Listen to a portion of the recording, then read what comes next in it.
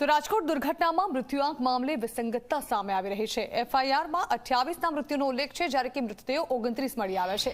અત્યાર સુધીમાં 25 મૃતદેહો પરિવારને સોંપાયા છે અને હજુ 4 મૃતદેહો સિવિલ અને એમ્સ હોસ્પિટલના કોલ્ડ સ્ટોરેજમાં છે, જ્યારે રાજકોટ કલેક્ટરના દાવા અનુસાર 27ના ડીએનએ ટેસ્ટ થઈ ગયા છે, જેમાંથી 25 મૃતકોના શબ પરિવારને સોંપી પણ દેવામાં આવ્યા છે, જ્યારે કે 2 મૃતદેહો પરિવારને સોંપવાની કાર્યવાહી ચાલી રહી છે। તંત્ર ખરો મૃત્યુઆંક છુપાવતી હોવાનો કોંગ્રેસના નેતા ગાયત્રીબા વાઘેલા દાવો કરી રહ્યા છે। તો કોંગ્રેસના નેતા પરેશ ધાનાણી તો ઘટનામાં 44 લોકો પીડિત હોવાનો દાવો કરી રહ્યા છે। બીજી તરફ પોલીસ હવે લાપતા લોકોના પરિવારને સંપર્ક કરવાની અપીલ કરી રહી છે। સવાલ એ છે કે આ બધામાં સાચું કોણ?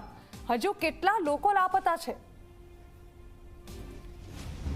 તો ઝી 24 કલાક આ મામલે સવાલ ઉઠાવી રહ્યો છે કે શું ઘટનાનો ભોગ બનેલા લોકોના આંકડા છુપાવવામાં આવી રહ્યા છે? શું ખરેખર કોંગ્રેસના આક્ષેપો સાચા છે?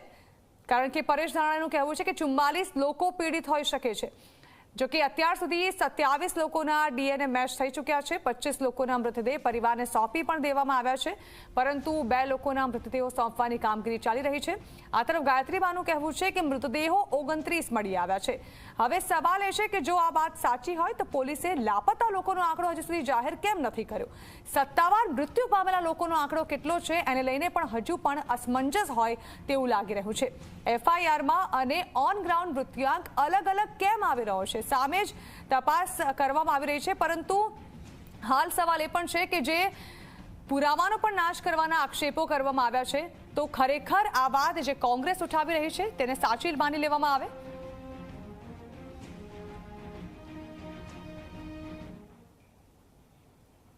डेथ टोल के बारे में मैंने बताया कि 27 हमें डेड बॉडीज मिली थी, सभी का डीएनए रिपोर्ट आ गया है और उनमें से 25 उनके परिजनों को सौंप दी गई है।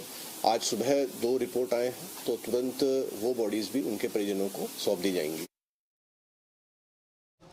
રાજકોટના ટીઆરપી ગેમ ઝોન અગ્નિકાંડની અંદર એક બાદ એક નવા ખુલાસાઓ છે તે થઈ રહ્યા છે, કારણ કે મૃતદેહોની સંખ્યા હજુ પણ વધે તેવી પૂરી શક્યતાઓ છે તે જોવા મળી રહી છે। મારી સાથે કોંગ્રેસના નેતા ગાયત્રીબા વાઘેલા છે, તેમની સાથે વાત કરીશું। ગાયત્રીબા, એક ગંભીર વાત એ કહી શકાય કે પેટ્રોલ અને ડીઝલ જેવો જથ્થો જે જગ્યાએ રાખવામાં આવ્યું હતું ત્યાં જ આવડી મોટી આગ લાગી અને અગ્નિકાંડ આખો સર્જાઈ ગયો। ક્યાંક પુરવઠા વિભાગ આની અંદર બેદરકાર જોવા મળ્યું, શું રજૂઆત કરી? ચોક્કસ આજે અમે જિલ્લા કલેક્ટરશ્રીને એ જ રજૂઆત કરવા માટે આવ્યા હતા કે જે રીતે આ અગ્નિકાંડમાં પોલીસ કમિશનર હોય કે પછી મ્યુનિસિપલ કમિશનર અને એનું બંનેનું તંત્ર હોય, એની સાથે સાથે જિલ્લાનો જે પુરવઠા વિભાગ છે એ પણ એટલો જ જવાબદાર છે, ત્યારે હજી સુધી પુરવઠા વિભાગ ઉપર કેમ કાર્યવાહી કરવામાં નથી આવી? તમે જોશો કે આપણે જીવન જરૂરી ચીજ વસ્તુઓ માટે જો કોઈ વખત કંઈ જરૂર પડે કે કદાચ એક બોટલમાં પેટ્રોલ જોઈ છે તો તંત્ર અને સરકારની એના માટે મંજૂરી નથી, આપણને એ પણ પેટ્રોલ પંપેથી બોટલમાં પેટ્રોલ નથી મળતું, ત્યારે અત્યારે તમે જોશો કે આ ગેમ ઝોનમાં 3000 લીટર ઉપર ડીઝલ અને પેટ્રોલનો જથ્થો છે એમાં હતો અને એના હિસાબે આવડો મોટો અગ્નિકાંડ થયો છે અને એના કારણે જ તે આટલા બધા લોકોએ જ્યારે જીવ ગુમાવ્યો છે, ત્યારે આમાં ચોક્કસપણે પુરવઠા વિભાગ છે એ આમાં જવાબદાર છે। તંત્ર દ્વારા જે આંકડાઓ જાહેર કરવામાં આવે છે એમાં પણ વિસંગતતાઓ જોવા મળી રહી છે, કારણ કે અત્યાર સુધીમાં 25 ડેડ બોડી સોંપવામાં આવી, 3 જેટલી સિવિલની અંદર છે, 1 એમ્સમાં છે, એટલે આંકડા જોઈએ તો 29 થાય છે મૃતદેહોના। સરકારી એફઆઈઆરની અંદર ક્યાંક મોતનો આંકડો 28 દર્શાવ્યો છે, તો શું તંત્ર જ ક્યાંક આંકડા છુપાવતું એવું લાગી રહ્યું છે? કઈ રીતના જુઓ? ચોક્કસ, કેમ કે જ્યારે તમે જેમ કહો છો એમ એફઆઈઆરમાં જ્યારે 28નો આંકડો દેખાડે છે અને અત્યારે જ્યારે ડેડ બોડી છે એ પણ હજી થોડા એટલે 4 એમ્સ અને સિવિલમાં હજી જ્યારે પડ્યા છે એની ગણતરી કરતાં 28 ઉપર થાય છે, તો ચોક્કસ તંત્ર છે એ આ આંકડાઓ છુપાવી રહ્યું છે। નાના ભૂલકાઓ, આ 3000 સેલ્સિયસ જેટલું તાપમાન, નાના ભૂલકાઓના તો રાખ થઈ ચૂક્યા છે, આનો કોઈ આંકડો જ નથી આવતો બહાર। એ તો અમે જ્યારે સ્થળ મુલાકાત લીધી ત્યારે જ જોયું કે જે અવશેષો છે એ તો મળવા પણ મુશ્કેલ, અને એ પણ જ્યારે તમે એના અગ્નિના જે જ્વાળાઓ જો, જ્યારે 3-4000 લીટર ઉપરનો જ્યારે પેટ્રોલ ડીઝલનો જથ્થો હોય ને એ આગે લઈ લીધું હોય, ત્યારે શું માણસના અવશેષો કાંઈ પણ રહે એ જ જોવાનું, કેમ કે આપણે બધા જાણીએ છીએ કે જ્યારે સ્મશાનમાં અગ્નિભઠ્ઠી હોય છે એમાં પણ આપણો જ્યારે મૃતદેહ જાય છે તો એના અવશેષો માત્ર થોડા હોય છે, ત્યારે અવડા મોટા અગ્નિકાંડમાં અવશેષો પણ રહ્યા નહીં હોય, ત્યારે આ લોકો આંકડો જે છે એ ચોક્કસ છુપાવી રહ્યા છે.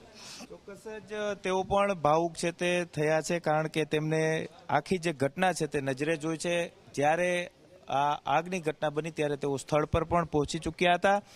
એક બાદ એક જે મૃતદેહો છે તે લેવા માટે પરિવારજનો આવી રહ્યા છે, ત્યારે પરિવારજનોની આંખમાં પણ આ જ પ્રકારે અશ્રુઓ છે તે જોવા મળી રહી છે. રાજકોટ શોકમય છે તે ચોક્કસથી થયું છે, પરંતુ ક્યાંક પોલીસ તંત્ર, વહીવટી તંત્ર પોતાની બેદરકારી છે તે સ્વીકારવામાં હજુ પણ નિષ્ફળ છે તે જોવા મળી રહ્યું છે, કારણ કે મૃત્યુ આંક 28 છે તે દર્શાવવામાં આવ્યું છે, ડેડ બોડી 29 થઈ છે, જ્યારે લાપતા લોકો કેટલા છે તે હજુ સુધી કોઈ આંકડો છે તે સામે નથી આવ્યો. અને ક્યાંક હજુ લાપતા જે લોકો છે તેમના માટે થઈને પોલીસ તંત્રએ જે નંબર છે તે જાહેર કર્યા છે તે જ સીધો સવાલ ઊભો કરી રહ્યો છે કે શા માટે પોલીસ તંત્રને આ પ્રકારે નંબર જાહેર કરવા પડ્યા. કેમેરા પર્સન ઉદય પવાર સાથે ગૌરવ દવે, ઝી મીડિયા, રાજકોટ.